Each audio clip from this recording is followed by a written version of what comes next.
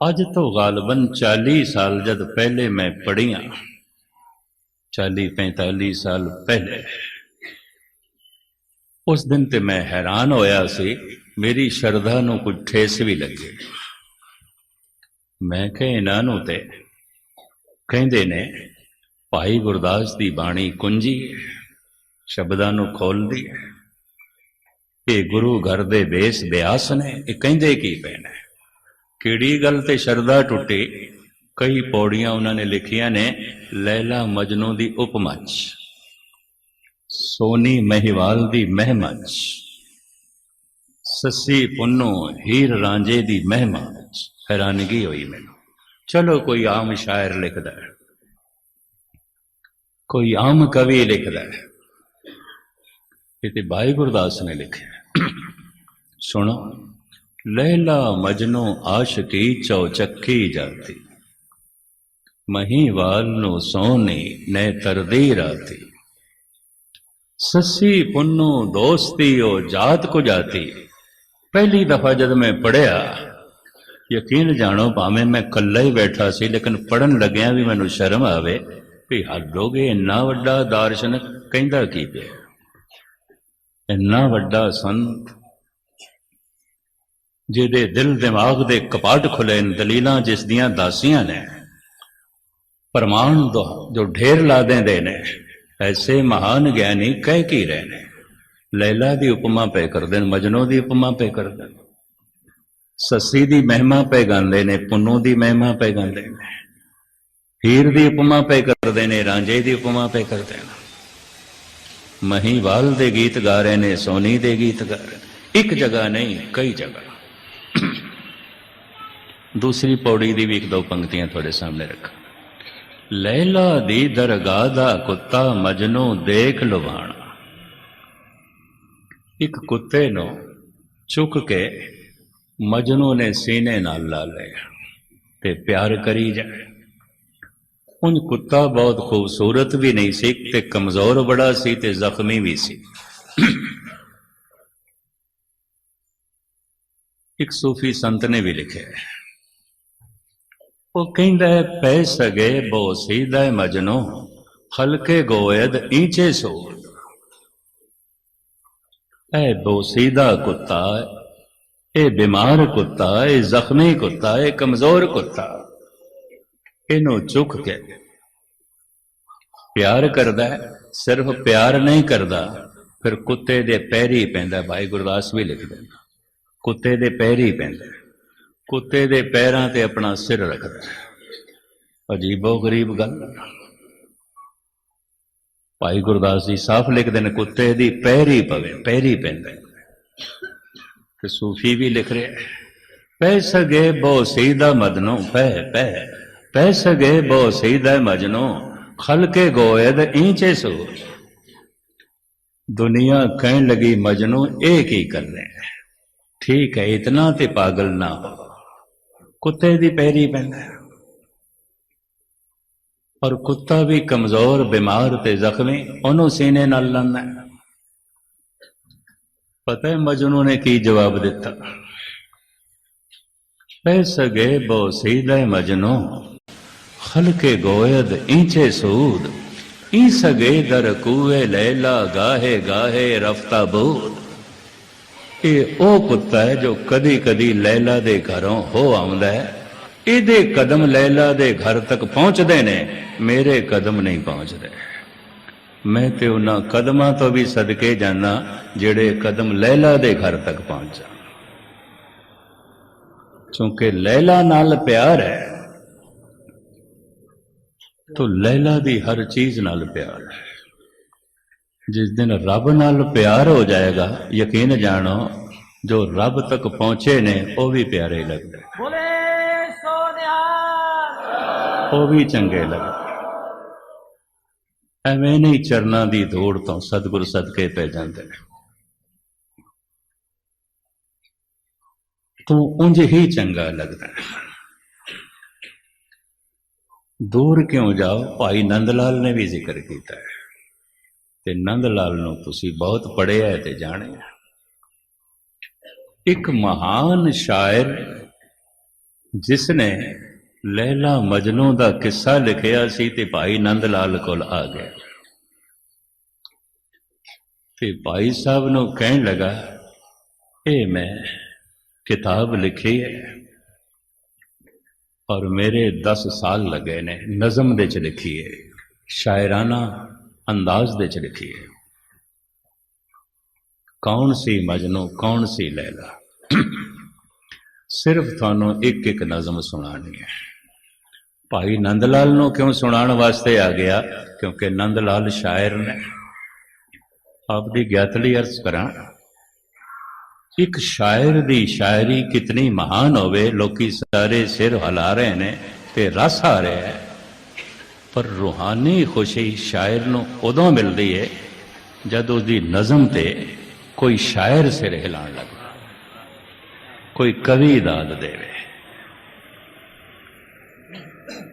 संगीतकार ने संगीत की धुन छेड़ी है, बड़ा रस आ रहा है, लोगों के सिर हिल रहे हैं,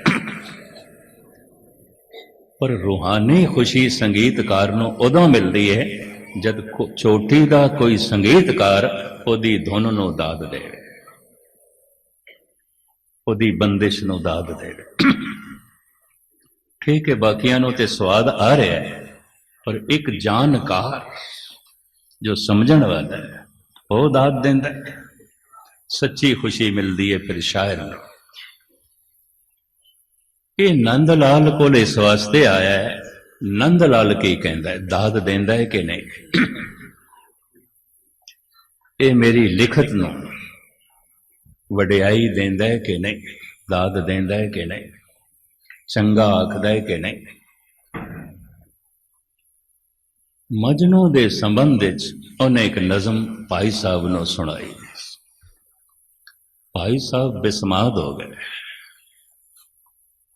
अगम्मी दुनिया च खो गए एक नज़म सुन के, और नेत्र सज्जल हो गए। शायर भी बड़ा हैरान। हुण शायर कहन लगा, मजनू दे संबंध च मैं थानू एक नज़म सुना दी, हुण मैं सिर्फ एको ही नज़म लैला दे संबंध च थानू सुनानी। कहते चावल का एक दाना देख के ही पता चल जाता है, देख सी चावल गले ने कि नहीं, पके ने कि नहीं, सारे थोड़ी देखी दिन एको ही दाना। सियाणा शायर सी, उन्हें भी पहले ही कह दिता, थोड़ा वक्त नहीं जाया करना भाई साहब, एक एक नज़म सुनानी। एक नज़म उसने मजनू दे संबंध सुनाई, भाई साहब समाधि लीन हो गए, अश्क बाहर हो गए, रोंगटे खड़े हो गए। ते हुण ये शायर कहंदा है, भाई जी मैं हुण थानू लैला दे संबंध एक नज़म सुनाण लगा। भाई साहब ने इंज हथ कीता, गला इतना भरिया होया सी, जबान चो बोल नहीं निकलते सी। इंज हाथ नाल रोकिया, फिर हिम्मत की थी, संभाले ते फिर बोले। जो बोले ने बड़े ध्यान नाल सुनना।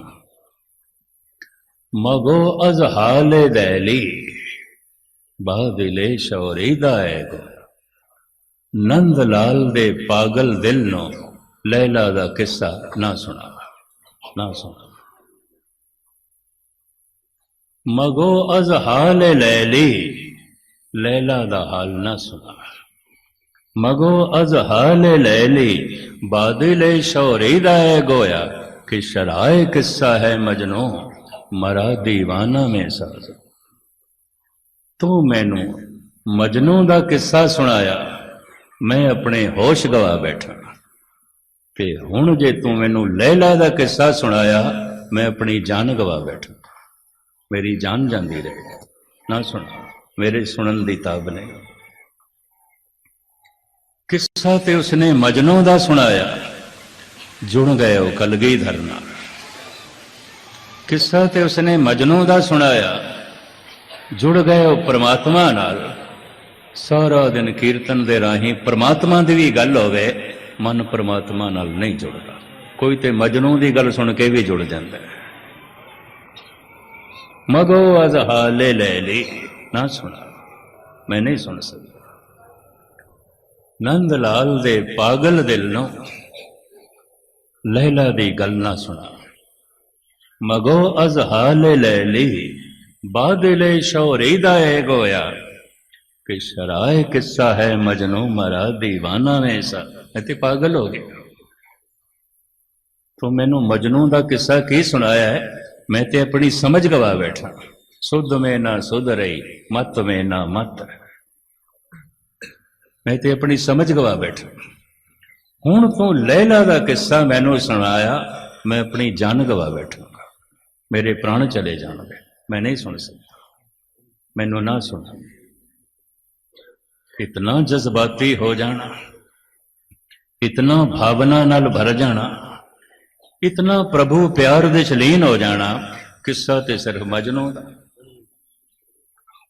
गुरु नानक दे किस्से सुनाइए, गुरु अर्जन देव जी दियां गल्लां सुनाइए, गुरु हर राय साहब का इतिहास सुनाइए, गुरु गोबिंद सिंह जी की महिमा सुनाइए, फिर भी मन गुरु नाल ना जुड़े, उखड़िया उखड़िया बैठा रहे।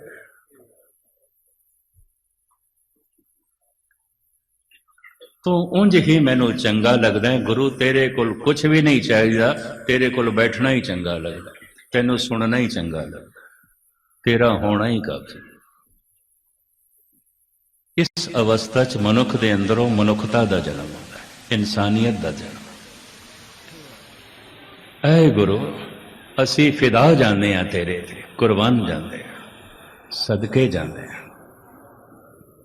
देखना चाहया सी एक दिन गुरु गोबिंद सिंह जी महाराज ने, इन्हां दा मेरे नाल पशुआं वाला संबंध है कि मनुखां वाला, देखना चाहया सी।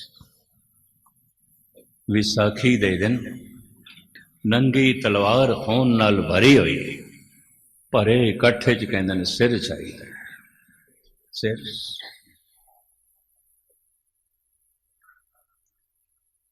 प्रेम दे ते सदके होना होंदा है, कुर्बान होना होंदा है, देना होंदा है। इतिहास कहता है अद्धे बंदे बच गए सन, अद्धे चो अद्धे माता जी कोल चले गए, कहने लगे पता नहीं सतगुरां नूं की हो गया। कहंदे ने सिर चाहिदा सी, कोई बकरियां ऐन तलवार लेके खड़े ने, उन्हां दी अखां ही दसदियां पईयां ने कट देणगे। एक चौथाई जिहड़े बैठे सन उन्हां च भी बहुते सहमे हुए, पर लाहौर दे भाई दया राम खड़े हुए, हाथ जोड़ के कहने लगे मेरे पातशाह, जिस दिन ये सिर थोड़े कदमां ते रखिया सी, ये ते मैं उदों ही थानू दे दिता सी, अपना है ही नहीं, मंगदे क्यों हो, ऐ ते है ही थोड़ा, ऐ लो। इस मनुख दे अंदर सच्ची मनुखता सी, इंसानियत सी। इथों गुरु सदके जाते हैं, कुर्बान जाते हैं, फिदा जाते हैं। लोभ दे ते कुछ लेना होंदा है, अपने लोभ को की न होवे। तू चंगा लगदा है कोई टुक्कर पा देगा, तू चंगा लगदा है कोई कम सिरे चाड़ देगा, ना चाड़िया तो फिर कुछ भी नहीं, तेरा दर भी छोड़ देंगे, तेरा घर भी छोड़ देंगे। तो उंज ही चंगा लगता है, तेरा होना उंज ही काफी है। इत्थे मनुख दे अंदर मनुखता का जन्म होता है, इंसान दे अंदर इंसानियत का जन्म होता है। मैं फिर दोहरावां, मनुख पशु की तरह जी सकता है, मनुख मनुख की तरह जी सकता है, मनुख देवते की तरह जी सकता है, मनुख रब की तरह जी सकता है, परमात्मा की तरह जी सकता है। प्रेम दे बराबरी आती है, मानवता दे बराबरी आती है। जैसे तुसी सुनते हो, धन गुरु गोबिंद सिंह जी महाराज ने जब पंजां नूं अमृत पान कराया तो ख्याल आया मैं अमृत देण वाला ये लैण वाले, देण दे नाते मैं दाता, लैण दे नाते भिखारी। मैं देण वाला ये लैण वाले, देण दे नाते मैं गुरु, लैण दे नाते सिख। हे शिष्य, ये तो फिर बराबरी नहीं। एक भिखारी, एक दाता, एक सिख ते एक गुरु। जिस दे रोम रोम दे च अमृत है, जिहदी दृष्टि दे च अमृत है, जिहदे बोलां दे च अमृत है, जिहदे हत्थां च अमृत है, जिहदे कदमां च भी अमृत है, जो चले कि जमीन दे जर्रियां नूं भी पवित्र करके रख देंदा है। ਉਹ इन्हां ਪੰਜਾਂ ਦੇ ਅੱਗੋਂ हथ जोड़ के मंगदा है, जिवें तुसीं छकिया हुण मैनूं भी छकाओ, मैनूं भी अंमृत पान कराओ। कोई लोड़ नहीं सी। मैं फिर दोहरावां, जिहदे बोलां च अमृत है, जिहदी दृष्टि च अमृत है, जिहदे हर कर्म दे च अमृत दी धारा है, वो क्यों मंग रहा है? बराबरी हो जाए, बराबरी हो जाए। ताई दूजे भाई गुरदास ने कहना पिया, जो गुरु सी वो सिख बन गया और जिहड़े सिख सन वो गुरु बन गए ने, बराबरी हो गई है। वाहो वाहो गोबिंद सिंह आपे गुरु चेला। इतनी कमाल हो गया। इत्थों सच्ची इंसानियत का जन्म होता है, मनुखता का जन्म होता है। फिर होर तीजा संबंध, ऐ गुरु तू कितनी बराबरी देवे, फिर भी तू महान है, उच्चा है। ऐ प्रभु तू कितनी बराबरी देवे, परमात्मा तू महान है, सी तेरे सामने कुछ भी नहीं, कुछ भी नहीं। ये फिर श्रद्धा का संबंध है। पहला संबंध लोभ का संबंध पशु, दूजा संबंध प्रेम का संबंध मनुख, तीसरा संबंध श्रद्धा का संबंध देवते। ये तो देवता हो गए। श्रद्धा मनुख नूं फरिश्ता बना देंदी, श्रद्धा मनुख नूं देवता बना देंदी। हुणे ही जथेदार साहब मैनूं कह रहे सन भी तुसीं इस संबंध विच एक चिट्ठी जरूर अकाल तख्त ते लिखिओ और अज ही लिख के भेजना। मैं वैदा किया, मैं जाके फारग होके अज ही लिख के फैक्स करके भेजा। कुछ अपने आप को जो अकल दे धनी समझते हैं, कलम दे धनी समझते हैं, बड़ा सियाणा समझते हैं, उन्होंने लेख ते बोल गुरु ग्रंथ साहब के खिलाफ भी लिखे, कौम के खिलाफ भी लिखे ने, बाणी के भी खिलाफ लिखे ने, सिख रो रीत के खिलाफ भी लिखे। बड़ी चर्चा है। मैनू कहने लगे विश्व सिख प्रचारक संस्था की तरफों थोड़े विचार भी आने चाहिए। मैं कि मैं तो हर स्टेज पर बोलिया, हाँ मैं लिखती नहीं दिते, तुसी अज कहा है तो मैं अज लिखती भी दे देना। उस श्रद्धा तो हीन मनुख ने लिखा है, रुमालियां दे च एक पोथी नूं ठप के रख देना दिन भर, ऐ लफ्ज़ अगे जो ने ये जबान कह नहीं सकती। उंज अपने आप को सिख कहते, विद्वान कहते। अमृत की रीत ते भी तर्क की है, कथा कीर्तन ते भी तर्क की है। और पता नहीं फिर की होना चाहिए। शायद ये चाहते हैं गुरुद्वारियां नूं क्लब ही बना दे,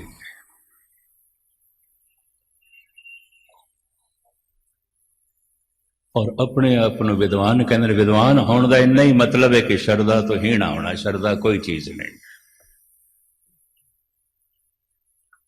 मैं अर्ज करा, इस तरह के बंदे ते मनुख भी नहीं ने, बिल्कुल पशुओं के तल जी रहे, बिल्कुल थल्ले, बिल्कुल। हे गुरु तू महान है, तेरी गत में असी नहीं समझ सकते, तेरा पार वार असी नहीं पा सकते, तेरे राज नूं असी नहीं समझ सकते, तेरी अहमियत नूं ना असी तोल सकते हैं, ना गिण सकते हैं, ना नाप सकते हैं। तू महान है, महान है, महान है। जितना वो परमात्मा नूं गुरु नूं महान आखी जाता है, उतना वो आप महान हो ही जाता है। एक खूबी है। किसी मनुख नूं वड्डा वड्डा आखो, मनुख छोटा ही बनिया रहेगा। ਪਰ ਪ੍ਰਮਾਤਮਾ ਨੂੰ ਵੱਡਾ ਆਖਣ ਵਾਲਾ ਛੋਟਾ ਨਹੀਂ ਰਹਿੰਦਾ, ਵੱਡਾ ਹੋ ਜਾਂਦਾ। ਇਹ ਵੀ ਮੈਂ ਉਸ ਕਰ